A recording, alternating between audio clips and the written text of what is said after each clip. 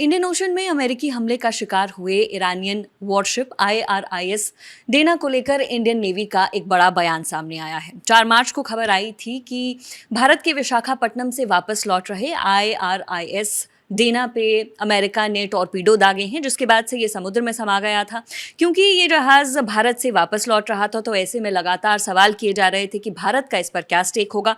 अब Indian navy का एक बड़ा बयान, एक प्रेस रिलीज इसको लेकर आया है। क्या उसमें लिखा है, क्या जानकारियां सामने आई है, वो जानेंगे। हमारे साथ नावेद हैं। नावेद, क्या लिखा है उस प्रेस रिलीज में? देखिए, सबसे पहले तो इस प्रेस रिलीज को भारत की तरफ से आधिकारिक तौर पर एक पहली डिटेल्ड प्रतिक्रिया के रूप में हम देख सकते हैं। तो और ख़ास तौर पर ये जो प्रेस रिलीज़ है, ये वहाँ पे जो सर्च एंड रेस्क्यू ऑपरेशंस, जो SAR ऑपरेशंस कहा जाता है, जो एफर्ट्स हैं, उसको लेकर दिए गए हैं, जो IRIS डेना के लिए भारत की नेवी ने, इंडियन नेवी ने किए थे। तो इसको लेकर मैं बता देता हूं जो दर्शकों को, जो उस प्रेस रिलीज में लिखा हुआ है उसमें खास तौर पर शुरुआत जो की गई है वो श्रीलंकन नेवी से की गई है कि श्रीलंकन नेवी के मुताबिक 4 मार्च 2026 की सुबह के शुरुआती घंटों में MRCC कोलंबो, यानी कोलंबो के मैरीटाइम रेस्क्यू कोऑर्डिनेशन सेंटर को IRIS डेना से डिस्ट्रेस कॉल आया था। यानी ये सेंटर समुद्र में इमरजेंसी सिचुएशंस के दौरान सर्च और रेस्क्यू वर्क को कोऑर्डिनेट करने का काम करता है, इसलिए इसे इमरजेंसी में मदद के लिए कॉल की गई। इसके बारे में बताया जाता है ये जहाज यानी IRIS डेना जो है वो गैले से 20 नॉटिकल माइल्स यानी तकरीबन 37 किलोमीटर दूर पश्चिम में था और प्रभावित जहाज श्रीलंका के जिम्मे वाले सर्च एंड रेस्क्यू रीजन में ऑपरेट कर रहा था। यानी इंडियन नेवी ने यहाँ पर क्लियर कर दिया है कि हमारा जो वो सर्च एंड रेस्क्यू रीजन है वो नहीं था, वो श्रीलंका का रीजन था। इसके बाद जानकारी मिलते ही इंडियन नेवी ने तुरंत अपने सर्च एंड रेस्क्यू एफर्ट्स शुरू किए। इसके तहत 4 मार्च 2026 को सुबह 10 बजे एक long range maritime petrol aircraft को रवाना किया गया, यानी एक ऐसा विमान जो लंबी दूरी तक समुद्र की निगरानी करने के लिए गश्ती लगा सकता है, ऐसे एयरक्राफ्ट को रवाना किया गया। मकसद था श्रीलंका के सर्च ऑपरेशन को मदद देना, इसके लिए भेजा गया था। इसके अलावा यानी इस एयरक्राफ्ट के अलावा एक अन्य एयरक्राफ्ट भी तुरंत तैनाती के लिए स्टैंड बाय पर रख दिया गया था, भेजा नहीं गया था, स्टैंड बाय पर रखा गया था, जिसमें ड्रॉपेबल लाइफ राफ्ट्स थी। यानी इमरजेंसी सिचुएशन में जब हवा से गिराई जाती है, मतलब ऊपर से विमान उड़ता है और समुद्र में एक राफ्ट गिराई जाती है, जो इमरजेंसी की सिचुएशन में बचाने वाली नौका जो होती है, नाव जो होती है, वो थी। इसके पास ही भारत का INS तरंगिनी ऑपरेट कर रहा था, यानी वो जहाज भी वहीं पर था जो इंडियन नेवी का प्रशिक्षण जहाज है, माफ कीजिएगा। तो उसे भी बचाव अभियान में मदद के लिए भेजा गया और वो शाम के 4 बजे तक सर्च एरिया में पहुंच गया था, ये इंडियन नेवी ने बताया है। तब तक श्रीलंकन नेवी और अन्य एजेंसियों को जो उनका सर्च ऑपरेशन था वो उन्होंने सर्च एंड रेस्क्यू ऑपरेशन अपना शुरू कर दिया था, अभियान शुरू किया जा चुका था। INS इक्षक भी कोची से रवाना हो चुका था ताकि कोची अभियान को और मजबूत किया जा सके। ये प्रेस रिलीज होने के थोड़ा वक्त पहले किया, यानी उसको रवाना किया जा चुका है, ये इंडियन नेवी ने बताया। उस रीजन में मौजूद रहकर लापता लोगों की तलाश कर रहा है वहां पर ये जहाज जो है इंडियन नेवी का, और ये कदम जहाज दुर्घटना से प्रभावित लोगों के लिए एक ह्यूमैनिटेरियन मेजर यानी मानवीय सहायता के रूप में उठाया गया कदम है। तो यहाँ पे एक चीज़ गौर करने वाली है नेहा, कि जो रीजन वहाँ पर है और जहाँ पर भेजा गया है रेस्क्यू के लिए, वहाँ पे नेवी ने ये स्पष्ट कर दिया है कि ह्यूमैनिटेरियन ग्राउंड्स पे हम ये मदद कर रहे हैं, मानवीय सहायता के रूप में, ताकि इसे किसी भी तरह से युद्ध के रूप में ना जोड़ा जाए। क्योंकि आप जानते हैं कि US, ईरान, इजराइल, इन सब के बीच में फिलहाल जंग चल रही है और उसी जंग के बीच US ने अपनी सबमरीन से ये दागा था, निशाना दागा था, हाँ, टॉर्पीडो, और उसके बाद ये जहाज को ये पूरा प्रभावित हुआ था, दुर्घटनाग्रस्त हुआ था। दुर्घटना भी नहीं कहेंगे उसको, तो प्रॉपर हमला ही किया गया था। तो उससे अपने आप को अलग करने के लिए इंडियन नेवी ने ये साफ कर दिया है कि ये जो कदम हम उठा रहे हैं रेस्क्यू को लेकर या सर्च को लेकर, वो हम ह्यूमैनिटेरियन मेजर्स के रूप में उठा रहे हैं, मानवीय सहायता के रूप में।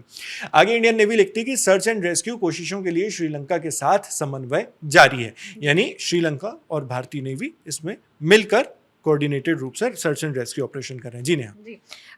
मैं अपने दर्शकों को बता दूं कि ये हमला तब हुआ था जब IRIS डेना विशाखापट्टनम से वापस लौट रहा था। आपको बता दूं वहाँ पर सैन्य अभ्यास मिलन एक इवेंट है जिसका आयोजन किया गया था, जिसमें शामिल होने के लिए ईरान से ये जहाज़ वहाँ पहुँचा था, वापस लौट रहा था। श्रीलंका के करीब ये जहाज़ था, तभी इस पर टॉर्पीडो दाग दिए गए और ये अटैक जो है इस पर किया गया।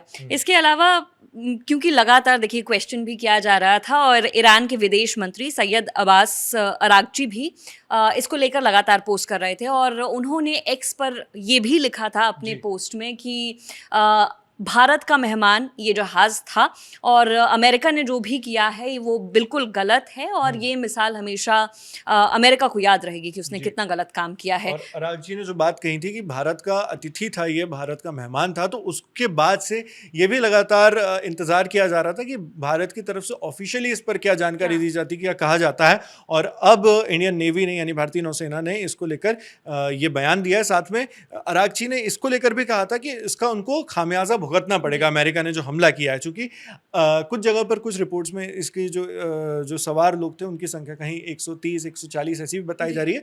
ज़्यादातर रिपोर्ट्स में 180 की संख्या बताई जा रही है, जबकि जो मौत का आंकड़ा है वो तकरीबन 87 बताया जा रहा है, इसमें 82 माफ़ कीजिएगा। और उसके बाद जो लोग इसमें प्रभावित हैं, यानी जिन लोग चोटिल हो चुके हैं, ज़ख्मी हैं, उनको लेकर उसमें भी इसमें जानकारी आई है, वो 30 के करीब बताई जा रही है। यानी ये नंबर आगे पीछे हो सकता है, लेकिन एक बहुत बड़ी संख्या में लोग इससे प्रभावित हुए हैं। और साथ में मैं अपने साथी मानस से बात कर रहा था, तो वो भी बता रहे थे कि ये जो पूरा ऑपरेशन था, जो एक तरह से जॉइंट ऑपरेशन, जो एक तरह से ट्रेनिंग वाला जो था, प्रशिक्षण चल रहा था, तो उसके बाद भारत की तरफ से कहा भी गया था कि आप रुक जाइए यहीं पर। ये डिफेंस फोर्सेस का दावा है, सोर्सेज के हवाले से मानस हमारे साथी बता रहे थे। तो उन्होंने रोकने की कोशिश की थी, लेकिन चूंकि देश में ईरान इस वक्त जंग के घेरे में है, तो फिर उसको लेकर ये फैसला लिया गया ईरान की तरफ से कि हम ये अपना जहाज़ लेकर वापस आएंगे।